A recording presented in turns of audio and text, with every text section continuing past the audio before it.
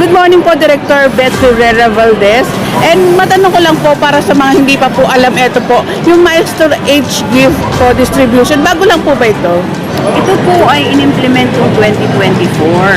Kasi dati, ang ating ang ating national government, ang binibigyan lang yung mga centenarian, yung mga 100 years old. Binibigyan sila ng 100,000. Ngayon, nagkaroon tayo ng Expanded Senior Citizen Act in 2024 na kahit na yung edad 80, 85, 90, 95 ay bibigyan na rin. Pero sila naman 10,000 pesos. And mensahe Yung mga ito, hindi lahat ng ganung edad bibigyan na. Ito yung mga nag-apply sa atin sa NCSC. mensahe niyo po sa ating mga senior po na age po na 80, 85, and 90 po. Ito po parang regalo po ito ng gobyerno sa inyo. Ibig sabihin, magpakalakas po kayo, magpakalusog po kayo para humaba po ang ating buhay.